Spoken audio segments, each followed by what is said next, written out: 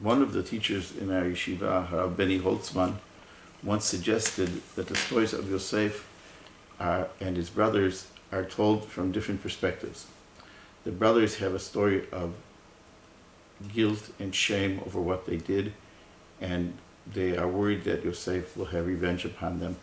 Yosef thinks of himself as someone who was sent by God to provide sustenance to the family, whereas the reader of the Torah thinks that this is a story that is part of a larger story of exile and redemption, the story of the going out of Egypt.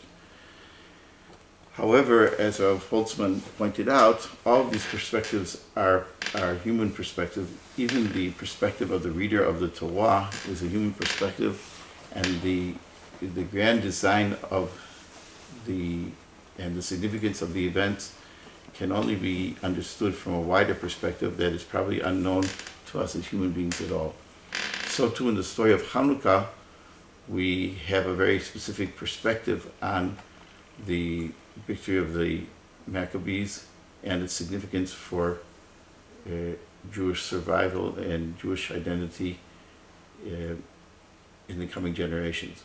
We know that it also opened a path of ambivalence towards Hellenistic culture, so much so that Chazal say that a Sefer Torah can only be written, if not in Hebrew, in Greek.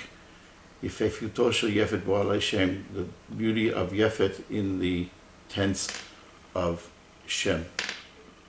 So too, our perspective on the events of the 20th century, the catastrophic events and the miraculous events of the Shoah and the founding of the State of Israel, we understand from a very limited perspective of Jewish survival and a feeling of Jewish renewal, but yet we do not have the full perspective on these events, and we may not have the full perspective on these events for many generations. We can only hope that these events will also have a major significance and a positive significance for the Jewish identity as it continues to develop into the 21st century. Shabbat Shalom.